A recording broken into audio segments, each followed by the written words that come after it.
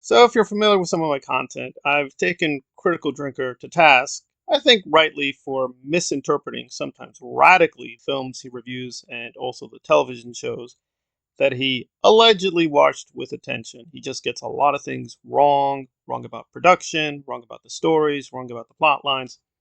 He's not very reliable. He is, for the most part, kind of an idiot and a jerk and a right wing crazy maniac.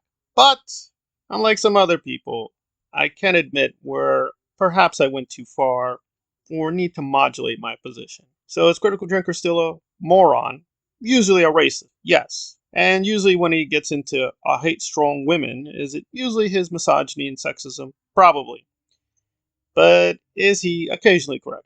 Yes. And I think, good or bad, he's correct on She Hulk. This is, properly speaking, an insane mess. Now, like a lot of people, I tuned into the first episode of She Hulk last week with, how can I put this, somewhat modest expectations. Basically, I expected the show to be just another lazy Marvel TV product, written and shot as quickly and cheaply as possible to keep the content sludge pipe flowing, with lame attempts at witty humour and an extra large helping of complaints about how generally awful and stupid men are. I don't think it's as bad as he says it is, but I would give it a fairly low rating. Now, I want to be clear about what I did and didn't see. I saw the entire first episode, I saw half of the second episode, and I saw half of the third episode. Is that enough to make a proper judgment? I don't know. I usually am the first person to say you should see the whole thing. You want to see as much as possible to render as full a judgment. But there are exceptions to the rule where the media is so lacking or so poor that yes, you may be distorting certain things by not seeing the entire thing onto itself, but you're probably safe because it just doesn't feel like the quality would be raised by what happens in the next couple of minutes. But I will try to be consistent and see the conclusion of the last 10-15 minutes of episodes 2 and 3. Maybe they were earth shatteringly great and we'll pull up the score. As it is, I'm kind of comfortable giving it a average of 4 out of 10 for the episodes. Episode 3 was actually fairly decent. It was okay. I would give that a more generous kind of 6 to 7 out of 10. But most of the episodes were pretty, pretty terrible drivel. It's not even clear where to begin. It violates the canon insanely. That's not how Jennifer originated. That's not how she got her powers. Her powers don't work like that. Her personality is not like that. The only similarity is Jennifer is a lawyer in the comics, and she's a lawyer here. But in the comics, she's actually intelligent, and here she's just brain dead.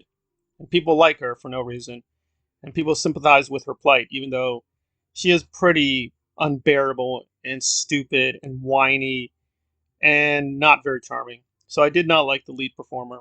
I want to forget her. They've recast the Hulk many times, and unfortunately, I gotta say, they gotta do it again. Now, that's gonna ruin the continuity, create a lot of problems, but I would be for retconning her out of existence. I just did not like her. The jokes sometimes worked. Some of the meta jokes were good. The vast majority of the jokes were terrible. They didn't make any sense. They didn't land. This is meant to be a legal comedy, but there's not actually much good lawyer talk or discourse. I actually study the law. It doesn't feel like these writers even try to bone up on legal texts. So there are jokes about being a lawyer, but they don't make any sense. They put in no real effort. Some of the minor characters actually are pretty good. I think Gonzalez was actually properly sexy. I thought she was very charming. I thought she was actually funny. Some of the guest cameos also did work. I thought Abomination and Wong were okay. They weren't great, but they were fine enough. They don't make sense, but they were entertaining while they were on screen. And some of the ideas are actually pretty interesting of quote unquote having these everyday problems in the MCU being sorted out in legal courtroom battles. So some of these ideas actually are okay, but the execution is just insanely horrendous. And there's just not many good things to look at. Mark Ruffalo is usually a pretty good actor. I thought his scenes were fine, but I wasn't too impressed. Like the Hulk now looks radically different. He doesn't even look like a Hulk. They just make Mark Ruffalo bigger and green. I know this is plugging up some plot holes with Kang and Endgame, but it's creating massive new ones. So Maybe on balance, it does better things for the continuity, but in terms of actually being an entertaining show, I wasn't entertained. I just wanted it to end. It was just overwhelmingly a headache. There were just some good moments here and there, but most of the stuff is just bad. The directing is pretty bad. The writing is pretty bad. The acting is okay, but there's only a few standout performers. Most of it is just competent. I did like, again, some of the minor characters and some of the acting in the more minor roles, but for the most part, the performers aren't really doing well. They're also not given enough time. Like, one of the female actors seemed promising. She's literally on screen for about 5 seconds and then she goes away. So any promising performances just are cut short for no reason, for some weird gag. The sets are not that good. Even though they spent a lot of money, the special effects look insanely terrible. She-Hulk is supposed to look really athletic, sexy, and very muscular. She just looks like a weirdo, like a Gumby figure that just keeps moving and jolting, and there's even continuity errors because you don't see the full body sometimes. So it's just a terrible mess. It's just a grand mistake. It's just bad. It's bad politically, it's bad culturally, it's bad aesthetically.